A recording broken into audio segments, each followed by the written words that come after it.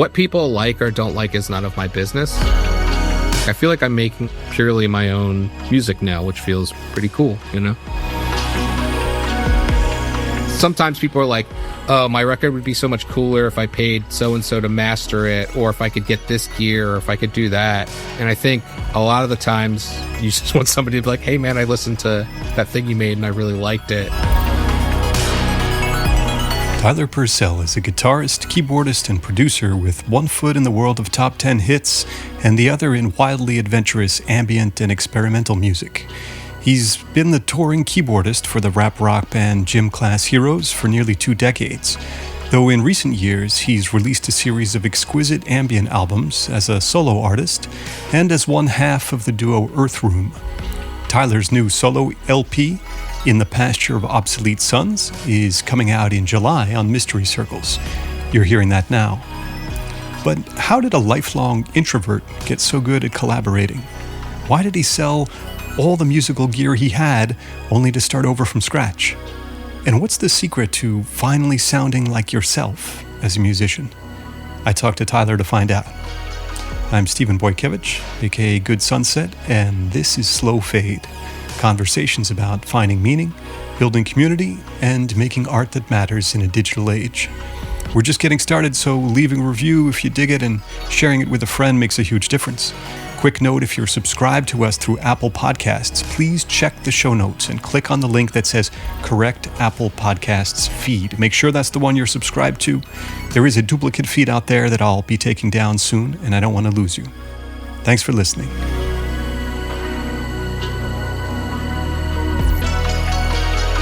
I'm super excited to talk about the new album because I've been a fan of all of the stuff that you've done over the last 5 years. Yeah. I mean, I've written you about a bunch of the albums, things that you put out so quietly, it just seemed it was maybe as much a personal project as anything else. But then I would listen to this stuff and couldn't get away from it for weeks and months. Ah, thank you. Pipe geometry, I spun that more for about 6 months than anything else I listened to. It just was bewitching. Oh, wow. That's awesome. I feel like maybe 8 or 9 people actually listen to that, so that's great.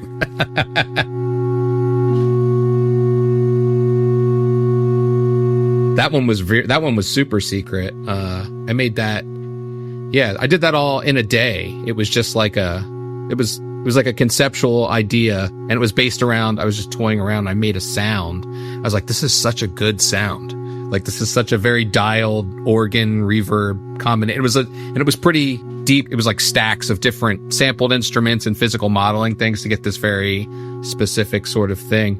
And, I made it in a day. I made a little cover for it and I put it up on Bandcamp. And I think I tried to put it on streaming and there was like an error or something. And I was like, fuck it.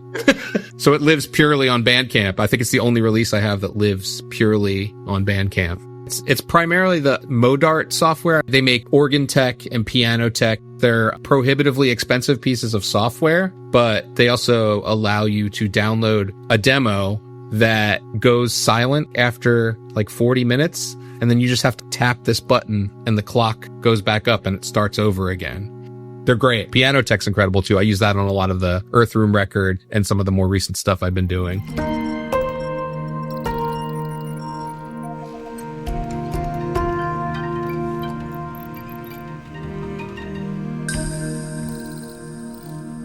Speaking of organs, tell me about your grandmother's Wurlitzer. Oh, yeah. So my grandmother actually worked for Wurlitzer in the, early days when she's in her 80s now. So when she was a very young woman.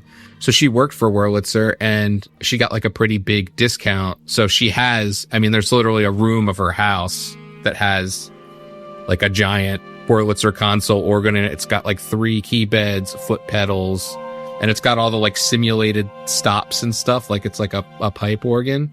Sonically, it's not terribly exciting, especially compared to like what you can just do now with software or but it's cool. It's like it's very cool that there's literally a room in her house that just has the organ. I was talking to her about it and she was showing me, she had some like old catalogs and stuff, and I was looking through and I came across like an E200, like the Wurlitzer electric piano that everybody used, and she's like, yeah, those were like $150. Wow. I was like, I wish you had one of those.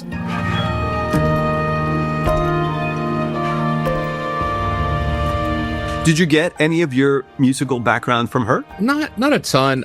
I grew up playing metal and punk. I was really into like my first real like musical interests were, I guess, like grungier stuff when I was like super young. I'm 43, so when I was like in 5th or 6th grade, I got into, you know, Nine Inch Nails and Green Day and all that kind of stuff. And then I got really into extreme metal as I got into like middle school. So a lot of like black and death metal and stuff like that. And my dad was a guitarist. Like he played in, I guess you'd call it like power metal type bands, a lot of like hair band era stuff. My first instrument's guitar, and I used to do a lot of, you know, shredding and all that kind of stuff, but I just don't do that as much anymore. It doesn't lend itself to my musical direction at current.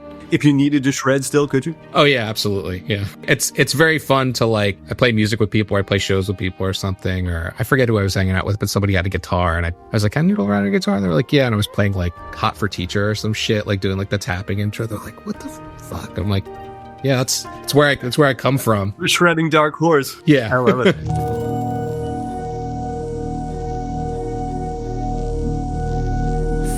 I was so interested listening through as much of your catalog as I could find online, like well beyond the stuff in the last few years that I've, you know, been listening to intensively before that. Yeah. But it was so interesting to watch the evolution from like Ladybirds, where I could absolutely hear that Postal Service thing, which I was obsessed with for a couple years. Yep, me too. But then up to All You'd Ever Get from, I think, 2016. Yeah. And that's like hearing like early Wilco and Jayhawks and like that kind of stuff. Yeah.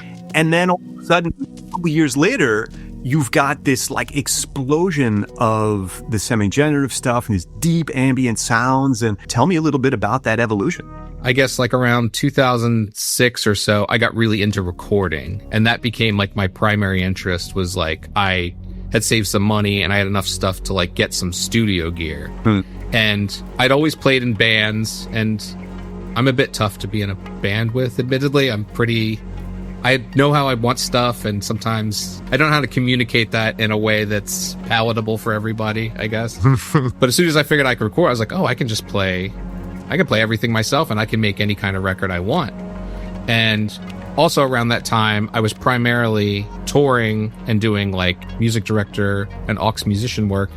So I would have downtime and I had gear, and I would just be like, I don't know, I'm obsessed with My Bloody Valentine. Let's see if I can make a record that sounds like Loveless.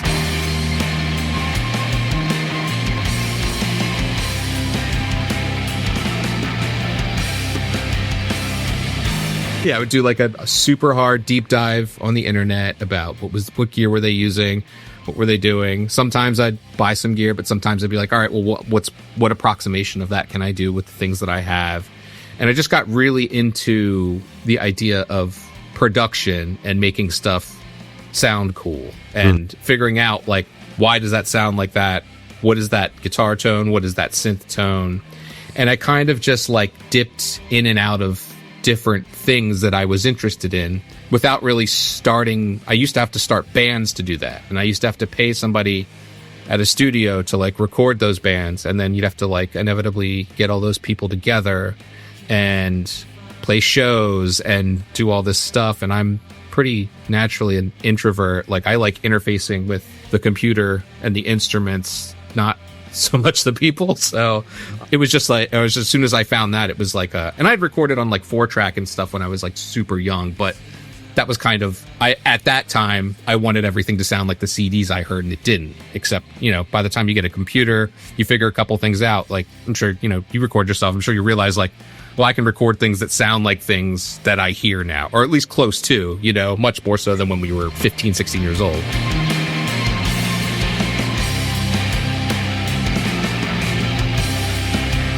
And just very low stakes too. I mean, I have a whole page of, I just called it Lost Paradise Records. It's a Bandcamp page. Basically, it's all records I'd made, some of them in like a day, and it spans like everything from like 60s soul, black metal. I had a whole Boards of Canada worship era where I had like records that sounded like their kind of stuff. And then inevitably ended up starting recording other bands because a band could come in and I could be like, oh, I see kind of what you're going for. I know how to get those sounds. And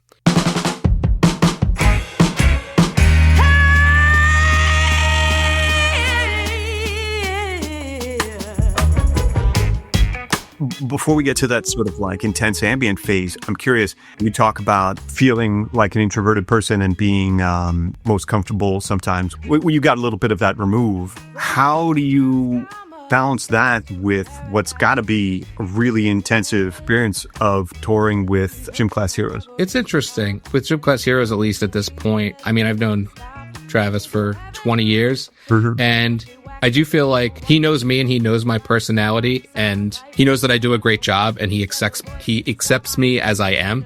So it's nice to be like, I don't have to like pretend to be more bubbly or more, you know what I mean, than I need to be. Like, they know who I am and they respect that and I respect them. So it's always been like a pretty great working relationship for sure. Mm-hmm. But they know, I'm not always going to go to like the after party, and they know that, and that's okay, Have after parties gotten less tempting as time has gone on? Yeah, I mean, they've never been terribly tempting for me, ever. There's more than enough other people ready to take your place, I'm sure. Exactly, yeah. No, it's too much for me to bear. Why do I keep on walking nothing? Well, so yeah, tell me about how you started to discover the sound that you were developing and experimenting with in the more ambient phase. So the Earthroom project came about. That's like me and Morgan, and we actually met because our respective partners grew up together, and my partner and I live in Philadelphia, and they ended up moving here. And he's an absolutely insane musician, and very different from the way that I think about and do stuff. We just got to talking, and I think we bonded over like small print new age tapes, like Sounds of the Dawn type stuff, shit you find on YouTube or like at a thrift store. And I was like, it'd be fun to like try and sort of make something like that.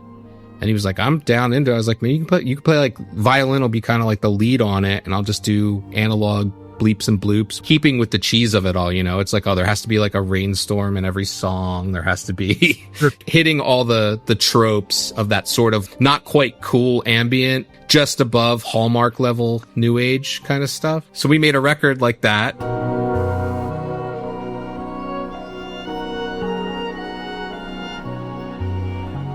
We had a lot of fun doing it. It was very low like I barely knew him, so like we just started working together.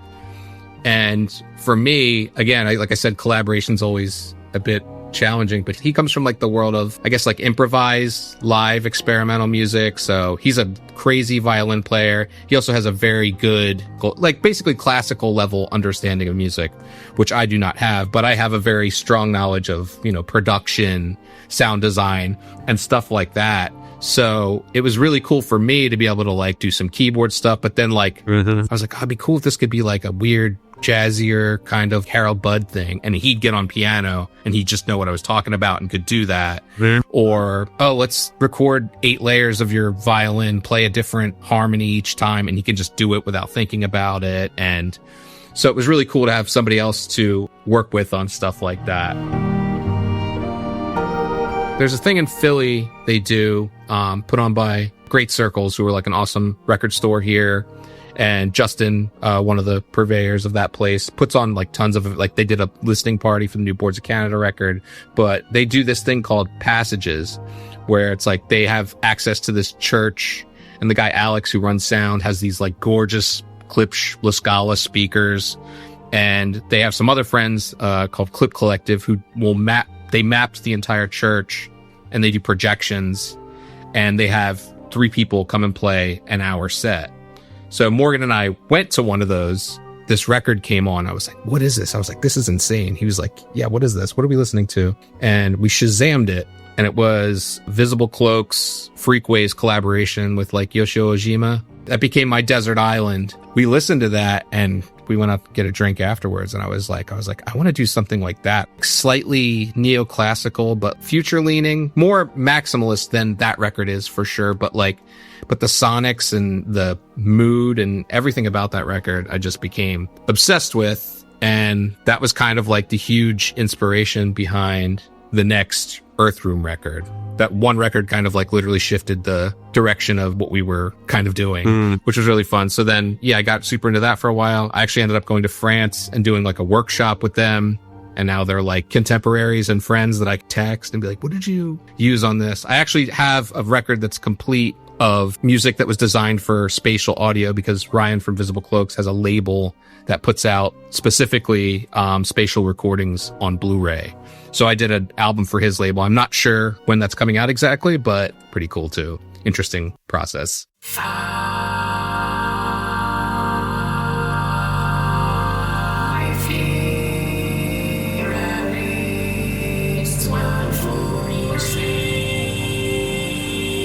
What was it like being there in France in person for the workshop? Very cool.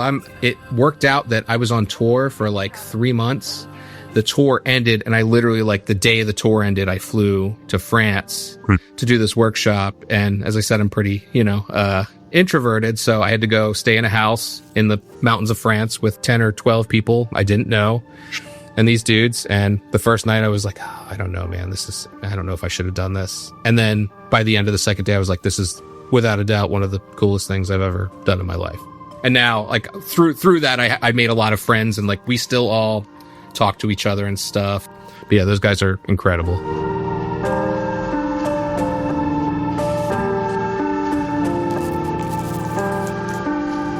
What are the upsides and downsides of Philly, especially when you've been in it for a while now? Yeah. I'll say, like, if you want to do music stuff, there's a lot of music stuff happening. Like, any given night, there's something you can go to. There is, as I've only, like, been kind of slowly uncovering, there's just a lot of people doing interesting experimental stuff at cool places. As I said, like, Great Circles does Passages, which is really cool. There's another booking collective called Fire Museum that does a lot of live improvisational experimental stuff. There's the guys from the Low Pass that do like an ambient open mic night. If you want to go out, if you have time and energy and you want to go out, come here, and you can't make your way into some kind of scene and find some friends or find some like musical contemporaries, you're really not trying that hard, because I've done it, and I am about as as much of an indoor cat as you can be.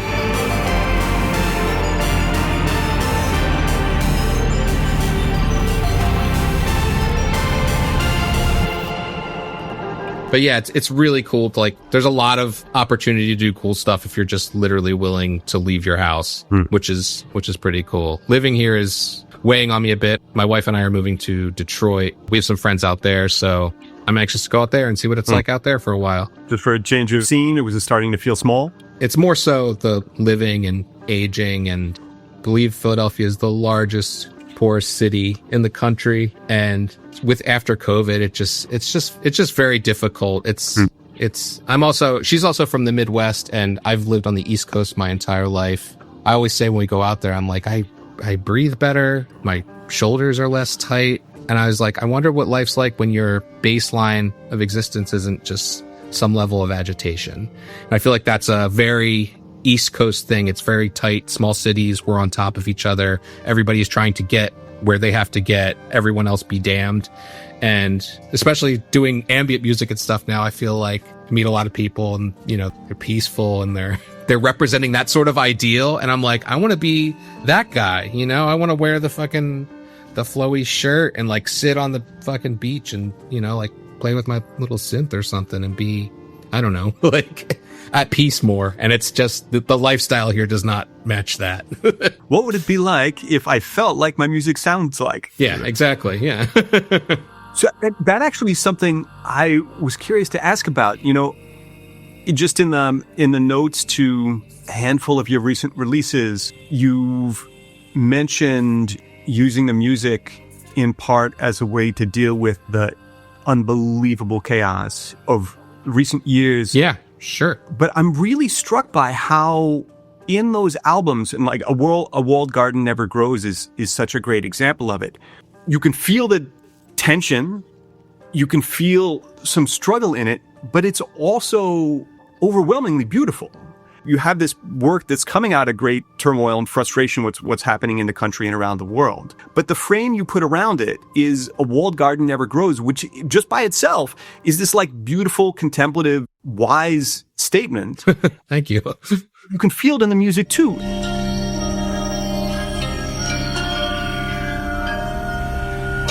So I'm curious about how you get to what at least feels from the outside like incredible beauty and moments of peace and remove at the same time. That's a big question.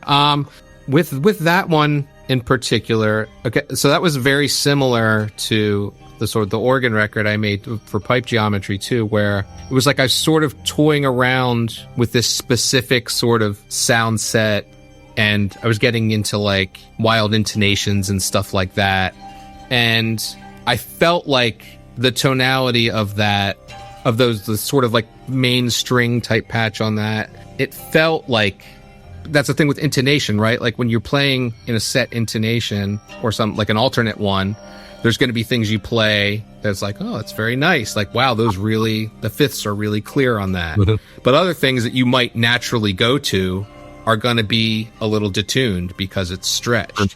So I felt like just harmonically that the sort of intonation and tuning of everything on that kind of reflected like exactly what you were talking about, and I don't feel like I necessarily did a ton of work.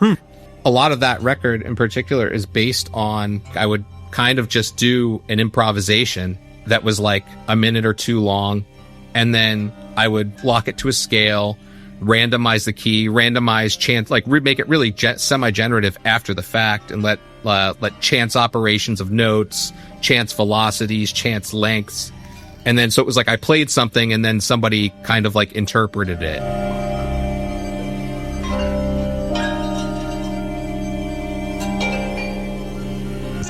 And that's really, I think, what kind of created that feel, that tonality, I guess. It's like weird intonations and modal playing. And also, I mean, for that record specifically, I used this great synth called Kaivo. Awesome synth, highly, highly recommended. Shout out to Randy from Madrona Labs. He makes that one. He makes another one called Sumu, which is like a spectral processing synthesizer that uses granulars. Like they're fun because I don't fully understand how they work, but I can pull them up, throw things into them, and start doing stuff. And it's like, it makes absolutely inhuman, insane sounds, which they have free demos as well. Highly, highly recommend.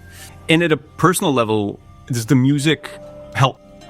Oh, yeah, I think so. I always say, I think this is a way for a lot of people, like, the hardest thing for me is starting. I'll get in pretty deep depressions or bad anxiety, and I just can't get there to do it. And then sometimes I'll force myself, and I'm like, fine, I just got to go there and try and do it. And then I do, and I'm like, oh, I feel so much better. Mm-hmm. So I guess the process more than anything helps me. Finishing things is sometimes really depressing, but that's probably why I have so much stuff, is like I have to start something else almost immediately. Like I have the record coming out in July, and I already have another 20 or 30 things that are like nearly finished. So I'm kind of like backlogging material, and I constantly feel like I'm like, I don't work on this enough. I got to like put in more time.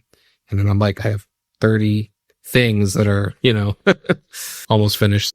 That's incredible. Well, so let's talk about the new album, In the Pasture of Obsolete Suns. Sure. It's one of those albums that announces itself so well at the beginning. It tells you both what it's going to be in a way, and tells you, like, get ready for some stuff that you're going to be surprised many times during this. There's this kind of somewhat chaotic with the chopped voices and the wild panning and stuff, and the intro to that first track. And then that blast of this like paradisical kind of anime garden DX7 sound. Yeah.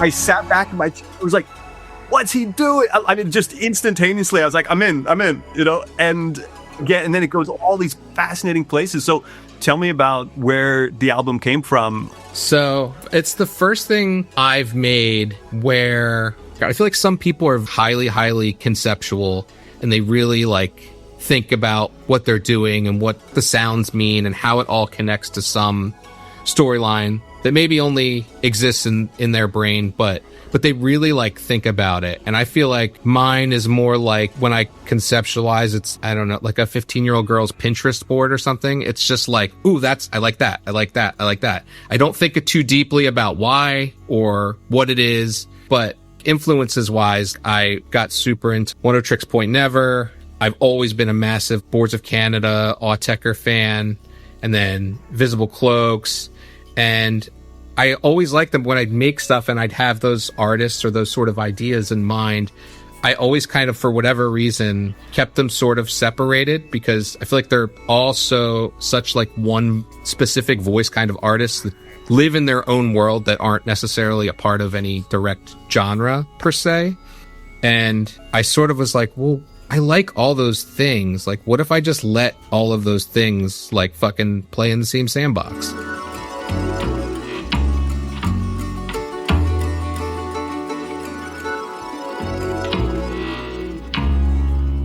That's kind of what this record is. And I made it and I finished it a good while ago.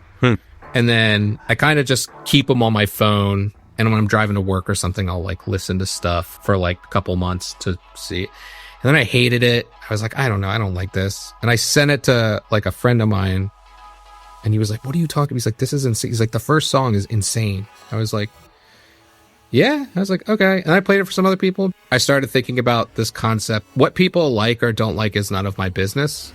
So, and then I'd sent it to Carolyn from Mystery Circles and she passed it along to David. And David sent me a bunch of texts. He's like, this is so good. He was like, we are pretty filled up for the year. He's like, I'm holding space to put out this record.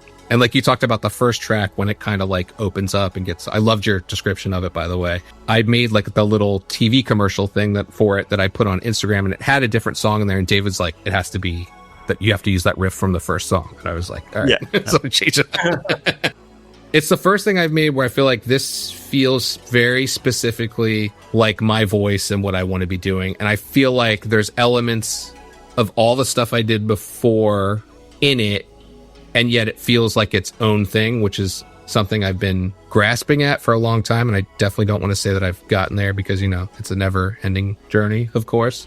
But it's the first thing I made where I'm like, this is a voice that feels specific and somewhat unique to me. And that's a pretty cool feeling. So I'm stoked that, you know, it's going to come out and there's a CD and there's art and hopefully some ears are going to get on it. So thanks to, you know, David and Carolyn for making that happen.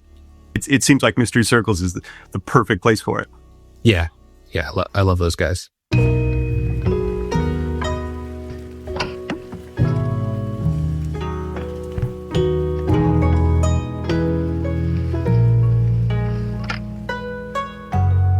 Talk to me about the gear a little bit. I see on your socials the Juno 106 and a DX7 popped up at times. Tell me about what you're working with these days. So I was very hardcore software for quite a while.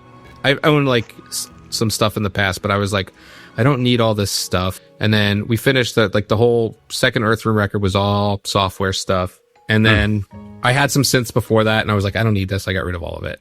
We made the whole software record and I was like, it might be cool to like have something again. I was like, but I don't know what I want really.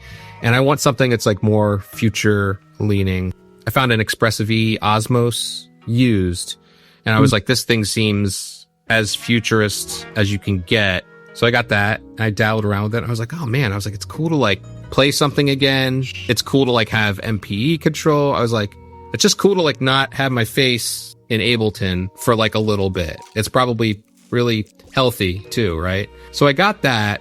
And then last year I worked a ton. Like I have a full-time day job and then I was literally doing touring shows every single weekend. So I would work Monday through Friday, fly out Friday night, play a show Saturday, fly home Sunday, go back to work. So it was a financially advantageous year, which was nice.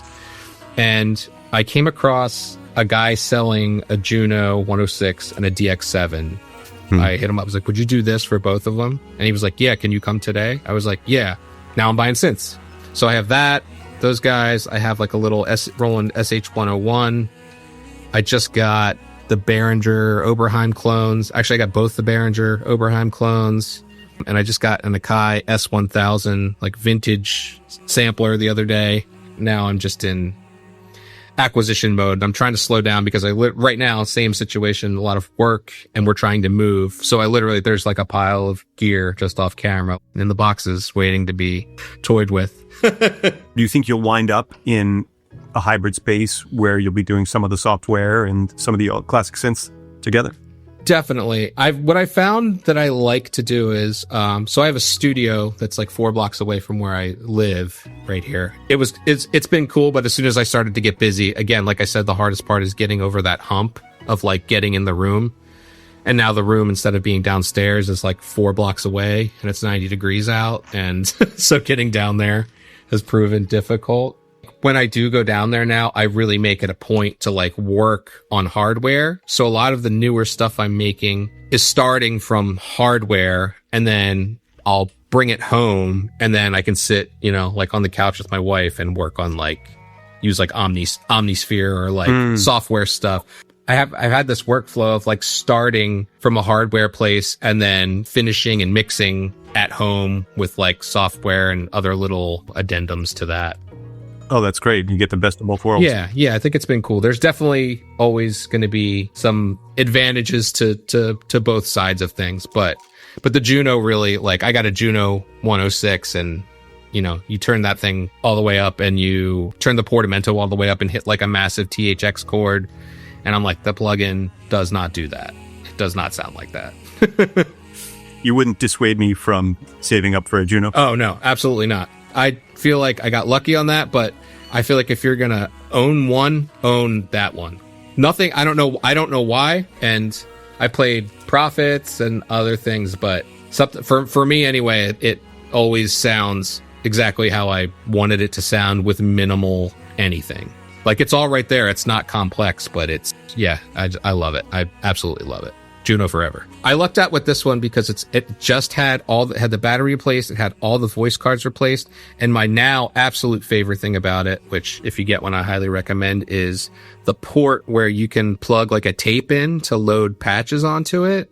The one I got was modded so that you can put any source just into the chorus circuit of it.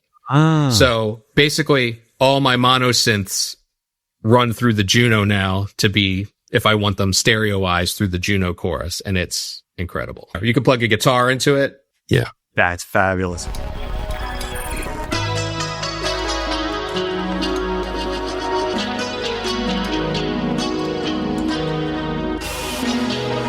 You mentioned one of Trick's Point Never, and if I saw right, you had the chance to take a class with Daniel too this year, and then saw a show of his that you described as one of the best you'd ever been to. Like, tell me a little bit about your experience with him and what you've learned from him. Yeah, for sure. So what's interesting is I think it was like 2021 or somewhere in there.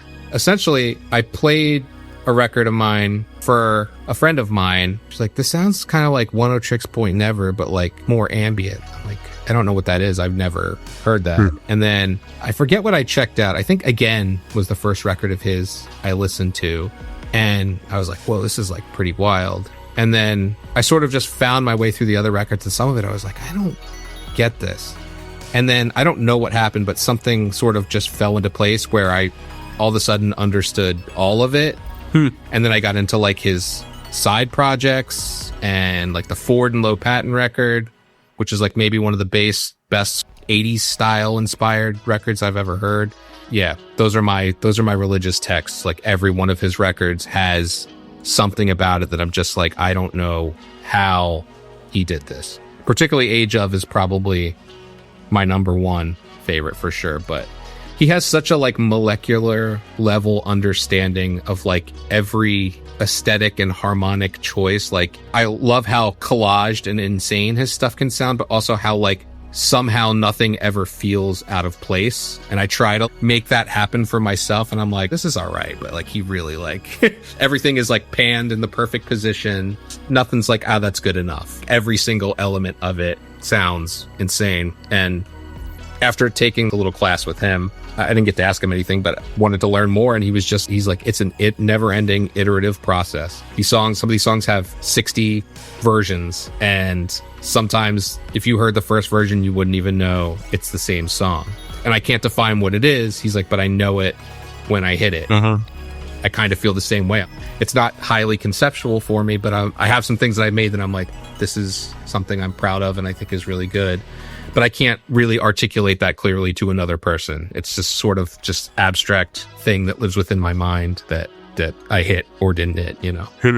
It makes so much sense to me that you single out that quality in his music of having sounds from completely different worlds and somehow they all become one thing, because I consider that one of the most distinctive qualities of your music, particularly on this new album. That's the thing that kept blowing my mind track to track. You get things pulling you in different directions and pulled from different worlds, but somehow everything feels like it's in the right place. That quality you describe in him, I hear in yours 100%. That's a lovely compliment. Thank you so much.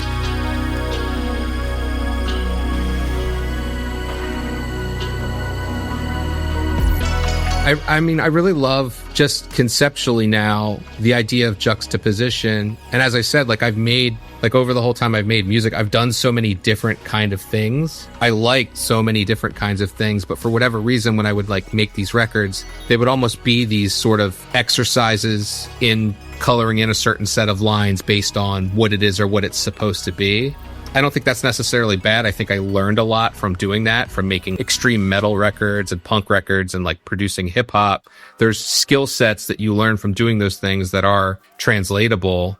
And I feel like now I'm actually somewhat able to just like take all those pieces and put different facets of it into whatever I'm doing now. And it feels like, I feel like I'm making purely my own music now, which feels pretty cool, you know? Yeah, that's there are few feelings that are any better. Yeah.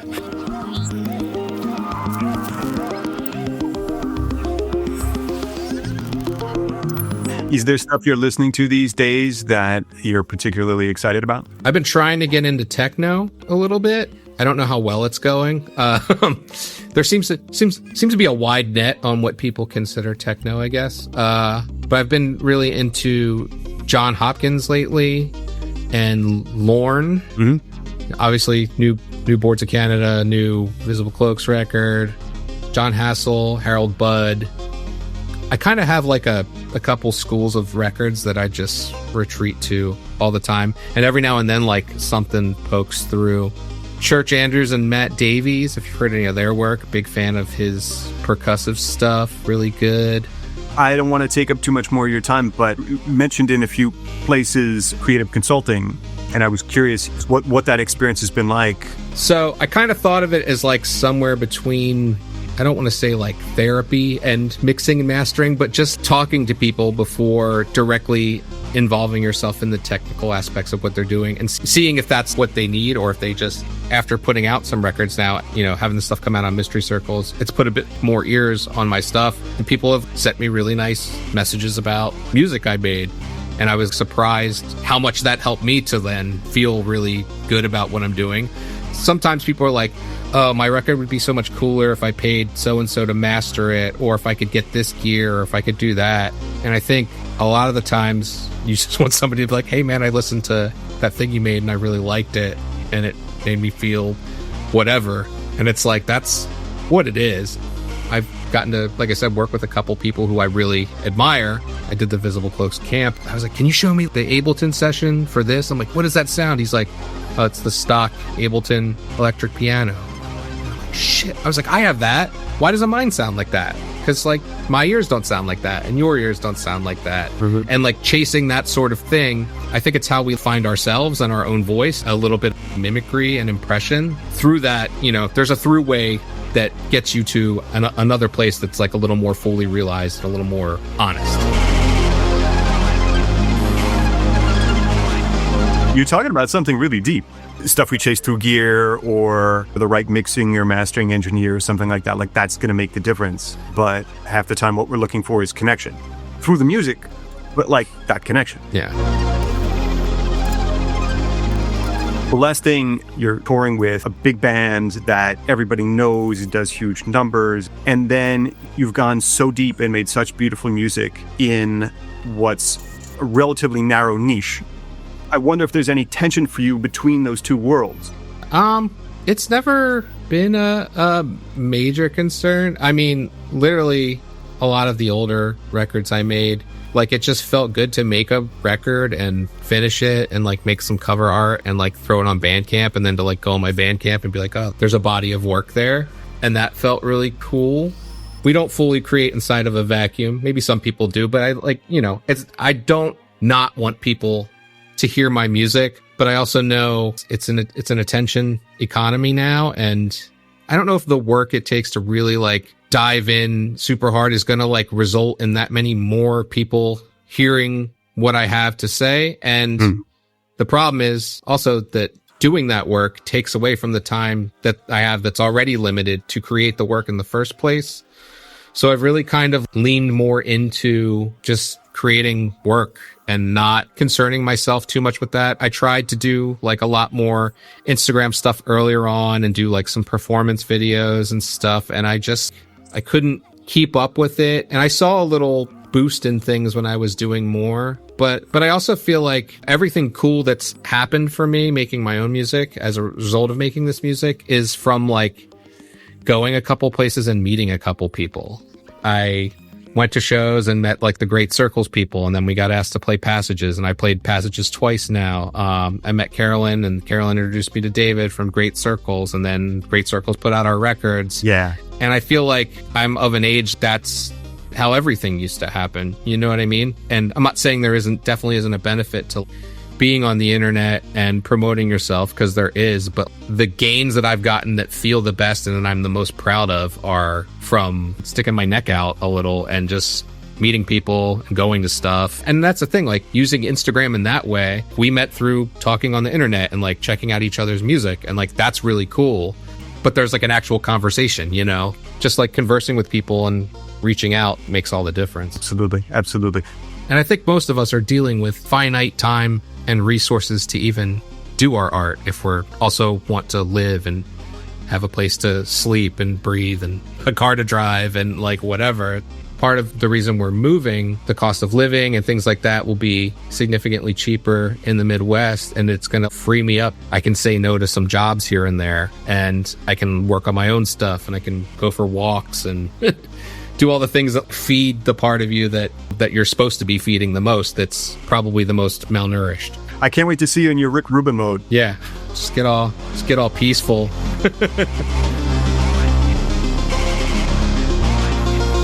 Huge thanks to Tyler for the talk. Be sure to check out his new LP on Mystery Circles on July 24th. And his previous work as a solo artist and with Earthroom. You can find those on Bandcamp, on Tyler's Instagram, and on the usual streaming platforms. The songs you heard today are listed in the show notes. Thanks again to my previous guests, Naveen Kala, Guillaume Blanchon, Ainsworth, and TJ Dumpser. And special thanks to Naveen for the Slow Fade cover art. I'm Stephen Boykevich, aka Good Sunset, and thanks for being here.